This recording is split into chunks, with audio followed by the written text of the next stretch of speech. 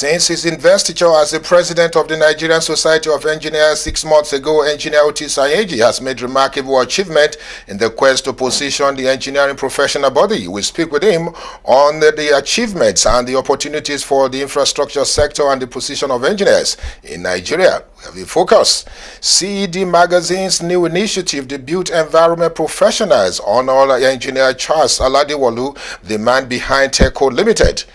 Prevent the preview. Plus, as the government's economic diversification strategy, especially to agriculture, takes root, operators in the sector, including Stein Industries Limited, are making the difference. And other interesting issues on business, finance, and the economy. This is Inside Business Africa, Africa's business news and information leader.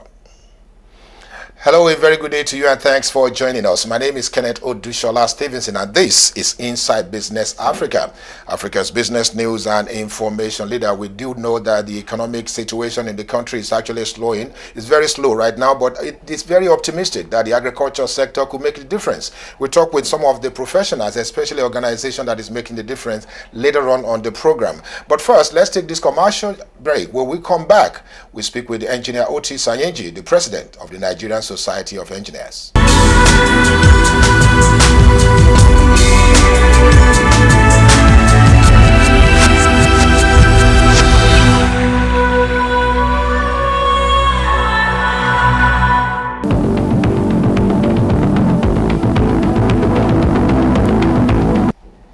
Welcome back. It's still Inside Business Africa, Africa's business news and information leader. Thanks for joining us. And indeed, we will be starting the program today by first of all talking about the position of the Nigerian Society of Engineers.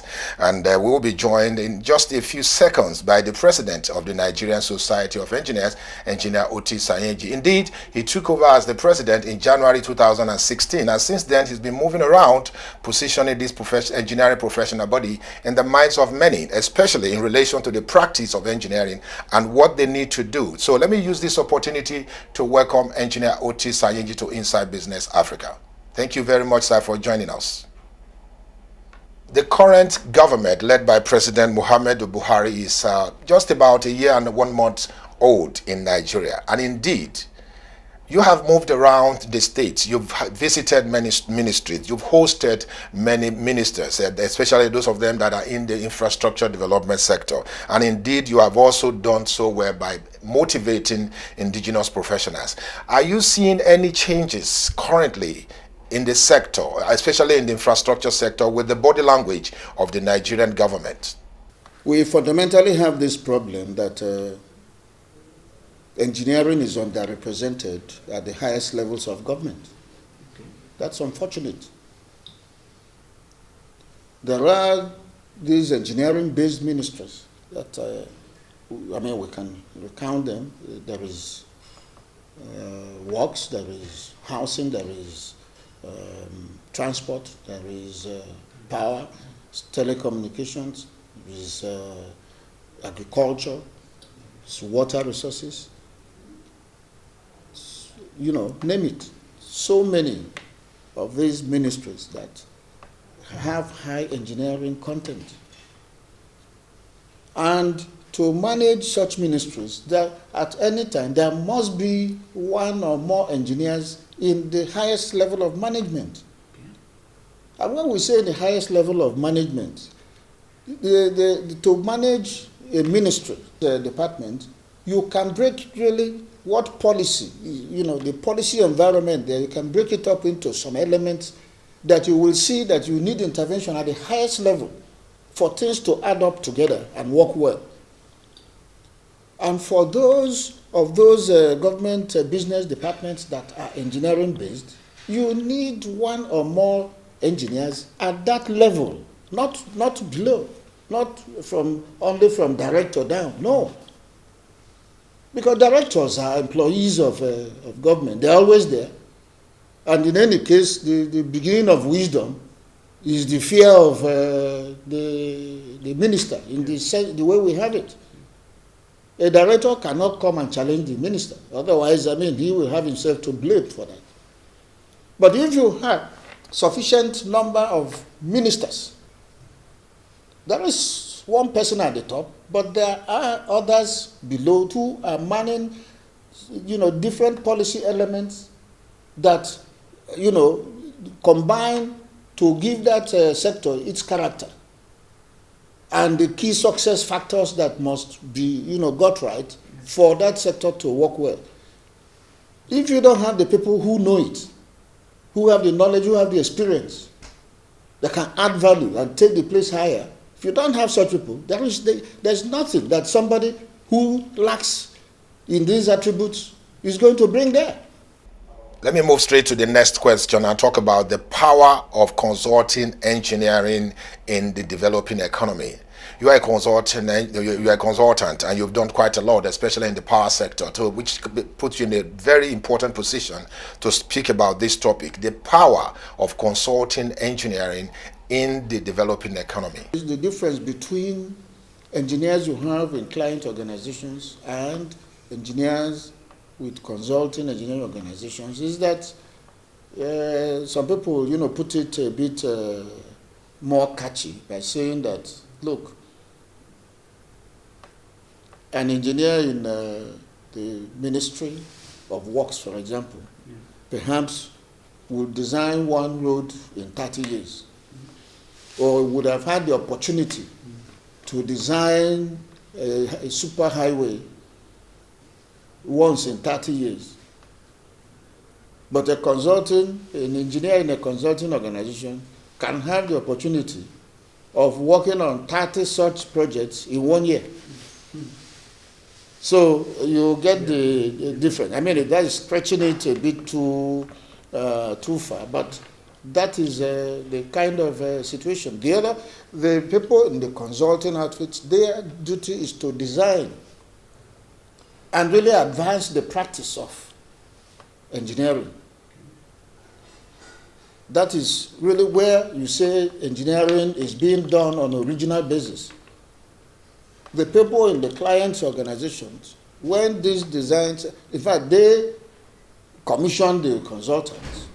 They say what it is they want. The consultants help them to shape up what they want. And when they bring the concept, they are the ones who review it and determine whether it is conformance with what they want or not. And then when they also go ahead to the preliminary design, fine, they will bring it back, they will review and approve. When it comes to detailed engineering, the same thing. So that is, the role of the consulting engineer. But it is not only in design kind of areas that consulting engineers are needed. Consulting engineers are needed for inspections, for audits, technical audits.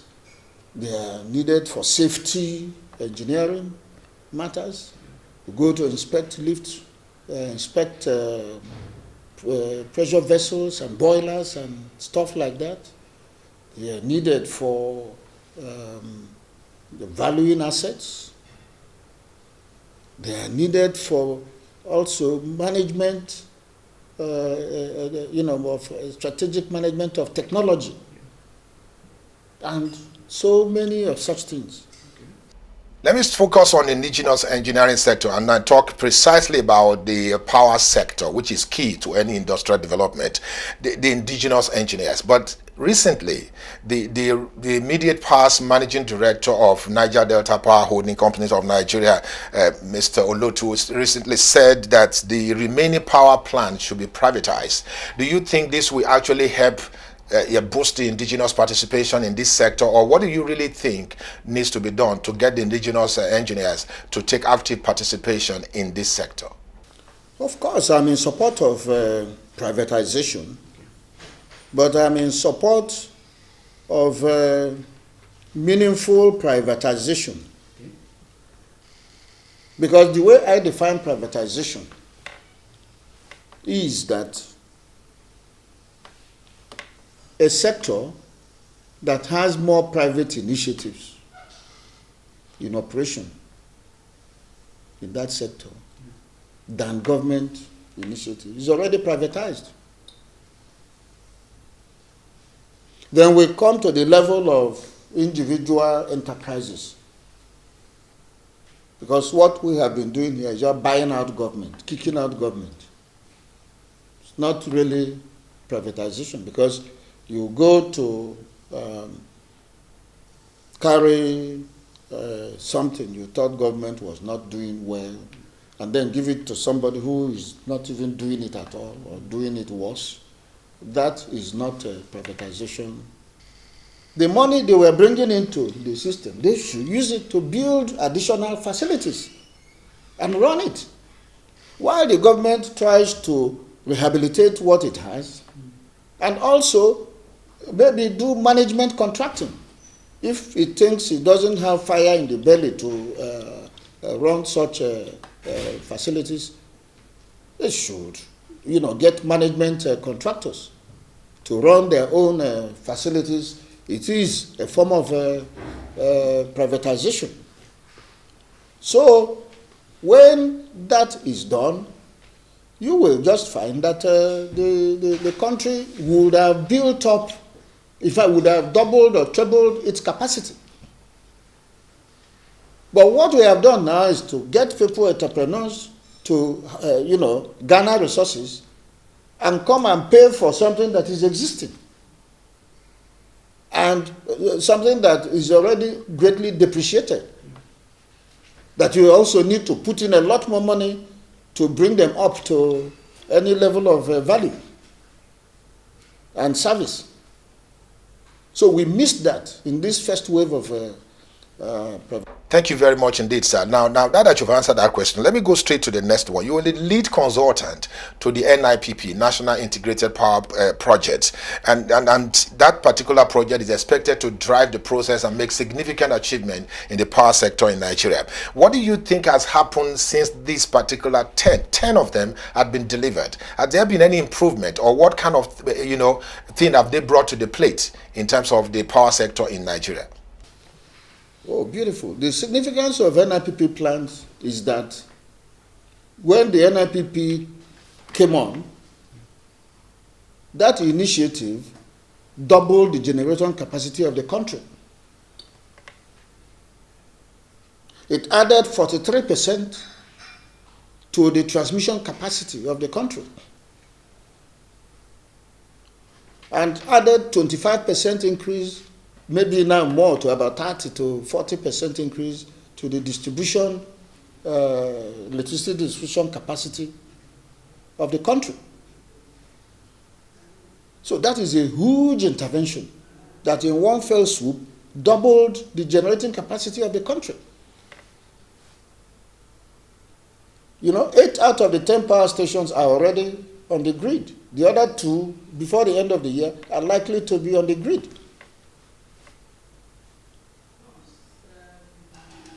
So it is a huge addition to what we have, and one could say that if these plants were not there, maybe we should have been getting close to zero at certain times.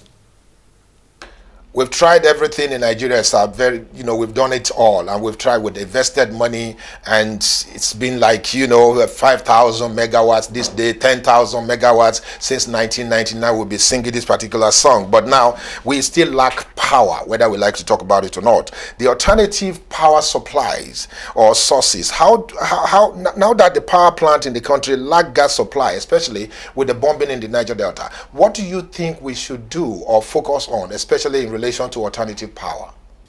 Oh yes, they have to look at other areas, irrespective of whether the power plants are having gas problem or not. Okay. And I believe they are talking about it, diversifying of energy sources to have a mix that will be more than the hydrocarbon fossil fuels, hydro. More and more of hydro, solar, wind, biomass. Even we could look at, the tidal waves, the energy from the tidal waves, and in certain places perhaps geothermal. Now, the thing with all these ones we have talked about is that they are more expensive to establish. Okay. The specific cost for that, so the naira or dollars per megawatt or something like that, will be much higher than what it is for a gas turbine plant, for example. Okay. But then, if you look at the life cycle costs, you will find that what they lose in the initial capital costs, they gain with the operating end, because for some of them, there really are no operating costs. So we have to look at the country and see the places where you have difficulties for penetration of the grid. Yeah. You know, there are places where you really can't take the grid meaningfully to. And so there you can really get on with some of these renewable sources that are there. And then you do distributed generation or embedded generation for those that are where you can also connect to the grid, maybe the distribution grid in the area. So it is something that has to be urgently pursued. And that also is a place where the private sector has a lot of room, you know, to really get in and play. Well, thank you indeed, Engineer Otis Anyeji, the president of the Nigerian Society of Engineers. 6 months ago, we were at your inauguration, and today, 6 months down the line, we are talking with you on what has happened since your assumption of office, and also talk about some other issues in the infrastructure sector and the position of indigenous professionals and many others. Thank you very much indeed for sharing your thought with us today. I'm very happy that we're able to get you to speak with you. As always, we will continue to call on you to share your thoughts with us, especially on the issue of infrastructure development in Nigeria. Thank you very much indeed, Engineer Anyeji.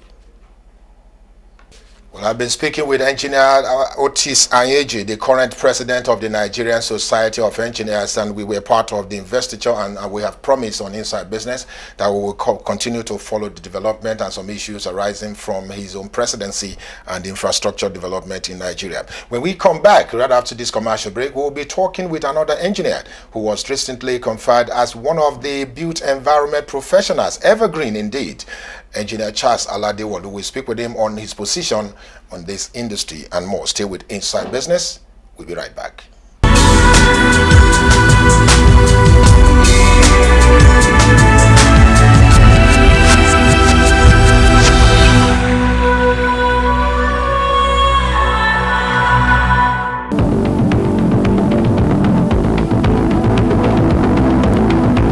Welcome back. You're still Inside Business Africa, Africa's business news and information leader. Thanks for staying with us. Indeed, Engineer Charles Aladewolu is the man behind Teco Limited. If you get a copy of the current edition, especially the June edition of CED magazine, he makes the cover.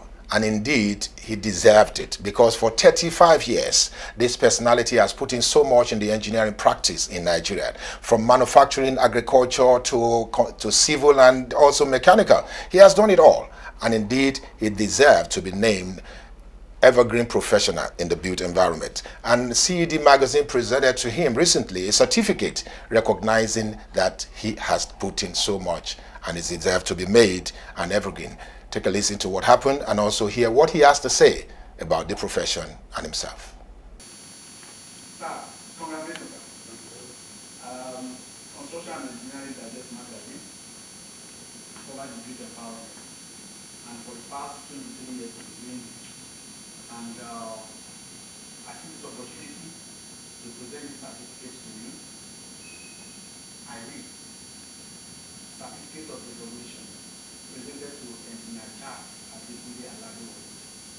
This certificate of recognition is a confirmation of yourself as one of the Nigerian evergreen environment professionals that has contributed immensely to the infrastructural development in Nigeria. Congratulations.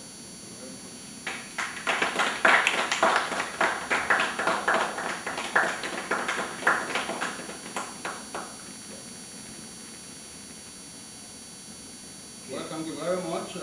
My thanks to Construction and Engineering Digest. I think it's one of the foremost magazines in Nigeria.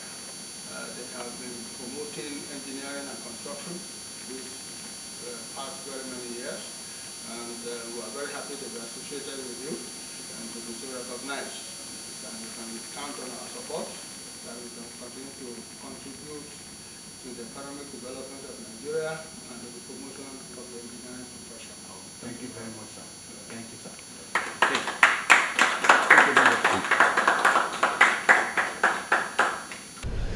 To finding solution to the economic problems and challenges in Nigeria.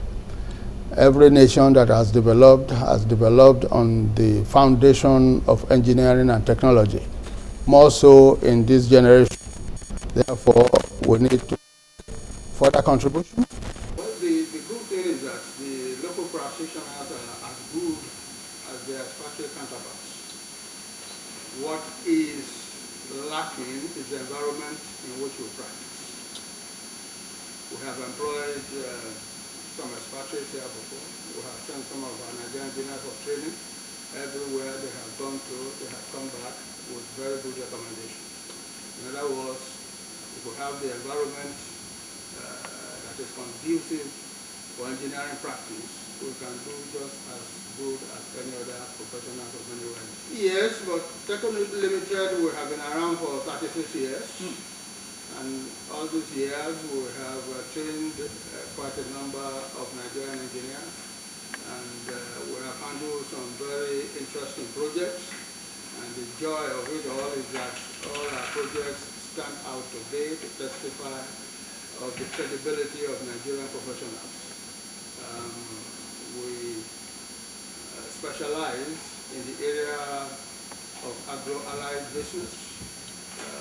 We do a number of palm oil mills for the extraction of palm oil from palm fruits, and we have built quite a number in different parts of the country.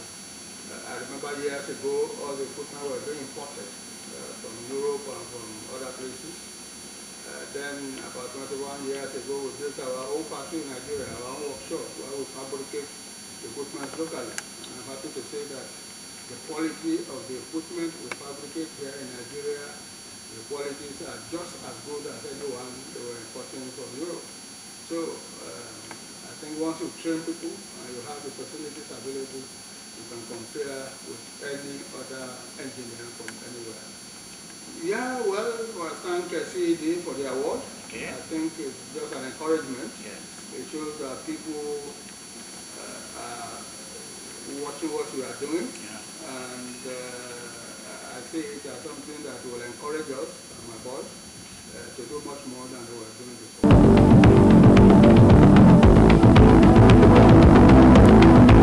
Indeed, congratulations, Engineer Charles Alade-Wolu, for making it possible for the Inside Business and also CED Magazine to come into your office to do this. We are quite honored, and also we congratulate you and ask that God will continue to strengthen you to do well for Nigeria, the built environment profession, and for God, most importantly.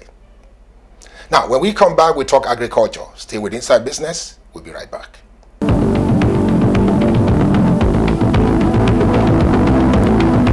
Welcome back. It's still Inside Business Africa, Africa's business news and information leader. Lastly, on today's edition of the program, we're going to be talking about the agriculture sector. Indeed, the diversification effort by the federal government into agriculture to drive the nation's economic prosperity has been receiving quite a lot of commendation from the practitioners in this industry. And indeed, one of such organizations, Stein Industries Limited, has been receiving an award for innovative performance and also doing very well in this sector. Inside Business was able to go to his factory and his warehouse in Anambra State. Take a listen. More or less 70% of Nigeria's population engages in agricultural production at subsistence level. However, much of the Nigerian economy since the discovery of oil is driven by oil. With the advent of oil, agriculture was relegated to the background, and despite this unfortunate situation, the sector remained and accounts for about 42% of the gross domestic product (GDP). Following the world food crisis and particularly the worsening food security situation in Africa, heads of states and government of Africa at a summit in Maputo in 2004 decided to provide a stronger political support to the Comprehensive Africa Agricultural Development Program, CAADP. Also, greater proportion of the population depend on the agricultural sector for their livelihood, and the rural economy is still basically agricultural.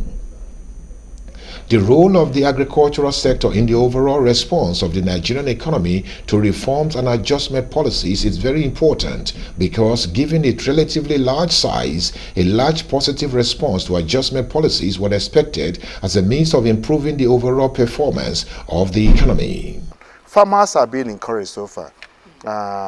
That's the CBN Anchor program, that's the Fadama program. There's so many programs encouraging farmers to start planting.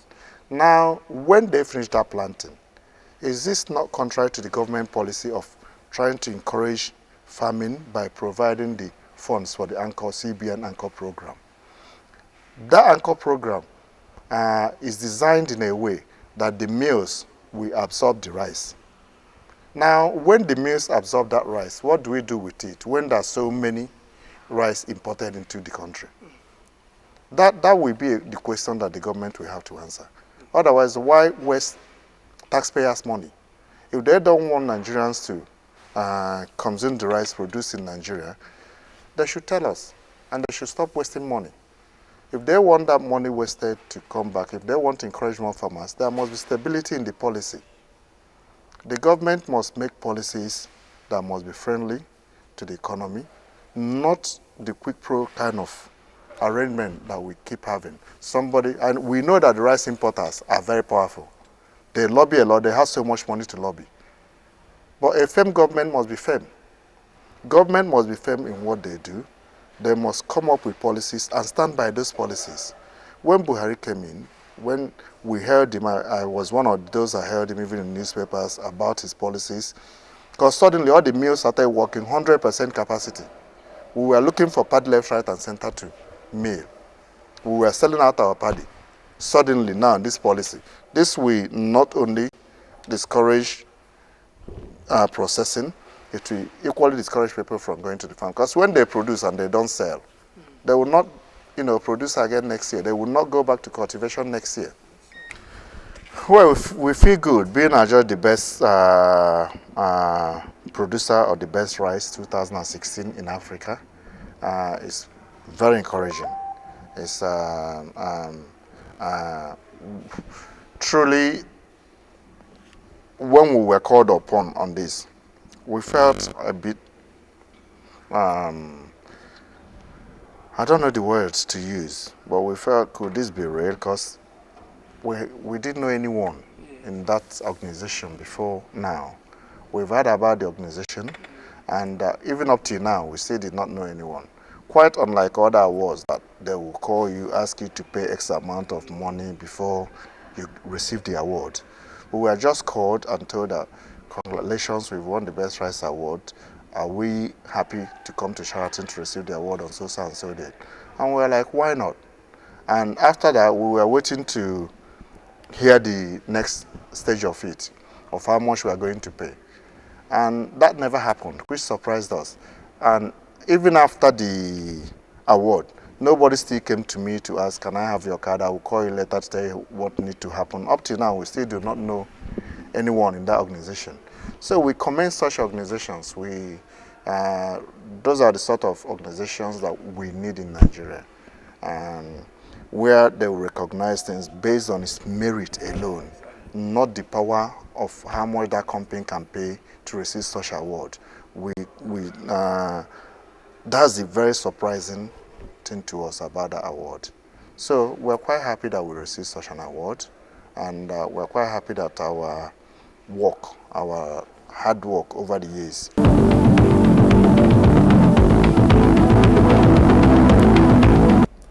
That's about all we have time for on Inside Business Africa for today. I want to thank you very much for being a part of the program, and also thank our sponsors, and especially Nigerian Society of Engineers and Engineer Otis Ayeji, the president of that particular society, and also Engineer Charles Aladewolu. Congratulations for what you have done for the Nigerian engineering profession. Indeed, it's been Kenneth Odushola Stevenson presenting Inside Business Africa. Thank you again for watching. See you next time.